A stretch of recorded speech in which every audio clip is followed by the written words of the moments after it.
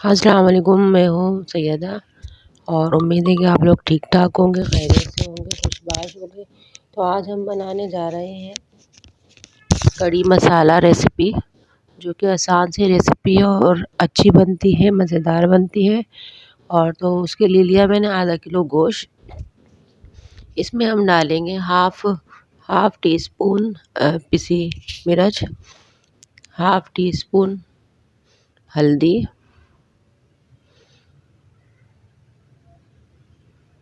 Half tea spoon नमक और अदरक लहसुन का पेस्ट डालेंगे 3 से 4 स्पून।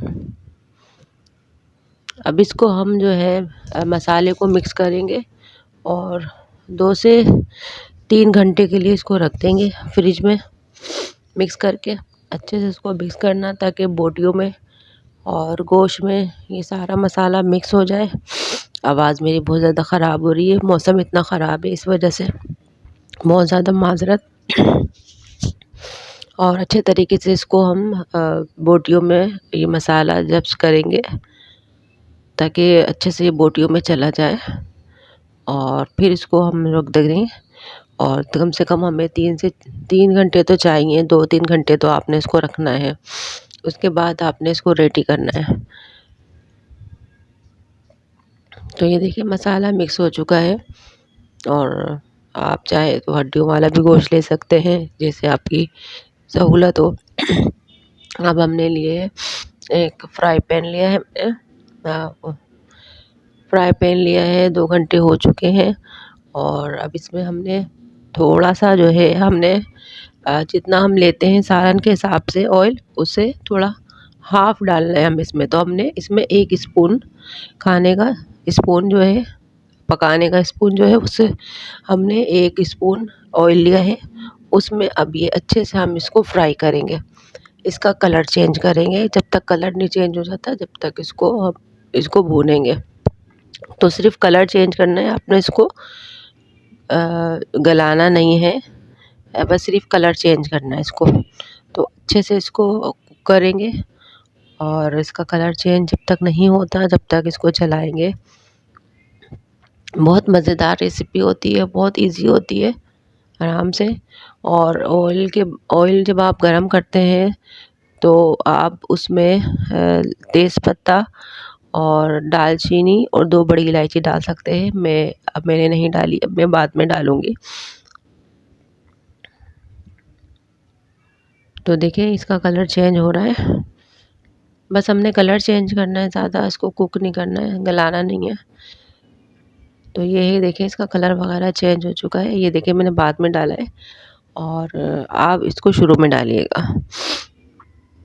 अब मैं भूल गई थी, तो इसको जब ये ऑयल हम गरम करते हैं तो उस टाइम ये चीज़ें डाल देते हैं। बहरहाल ये है कि मैंने बाद में डाली है, लेकिन ये स्टार्ट में ही डलती हैं। और ये ना अच्छे से इसका कलर चेंज हो चुका है और आप देख रहे हैं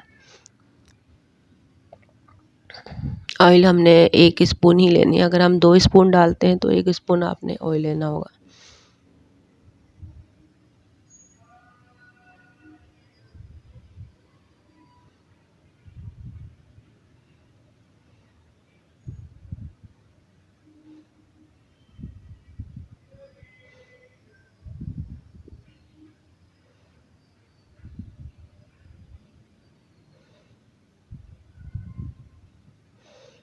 ये भुन चुका है, इसको हटा देंगे। अब मैंने ली है कढ़ाई। अब कढ़ाई में मैंने हाफ़ ऑयल डाला था, अब हाफ़ ऑयल हम इसमें डालेंगे। तो तकरीबन 2 स्पून हमने भर के डाले हैं। अब हमने लिए हैं 1 अदद मीडियम साइज़ की प्याज। अच्छे से प्याज को ब्राउन करेंगे, कच्ची नहीं छोड़ेंगे प्याज को। हमने इसको अच्छा सा ब्राउन करना है, तो अच्छा सा इसको ब्राउन करेंगे प्याज को हम।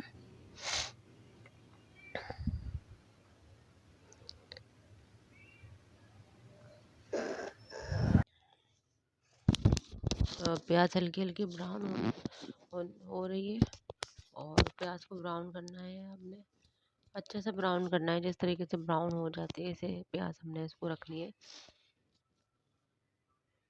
और प्याज को मैंने बारीक बारीक जो है ना वो कटिंग करी है, और स्लाइस में कटिंग नहीं की। तो आप भी इस तरीके से ये देखें अच्छे से ब्राउन हो गई है। और अब इसमें हमने 3 से 4 टमाटर हमने लिए थे, वो हमने जो है ग्राइंड कर लिए हैं बारीक बारीक, और कटिंग करके नहीं डाले, आपने भी ग्राइंड करके ही डालने हैं। और हर रेसिपी का एक उसूल होते हैं, तो इसका यही है कि आपने कटिंग करके नहीं डालने टमाटर, आपने ग्राइंड करके डालने हैं। अब अच्छा सा इसको ब्राउन करना है, भूनना है इसको। टमाटर मैंने डाले हैं, थोड़े बहुत मसाले रह गए हैं, वो भी हमने इसमें ऐड करेंगे।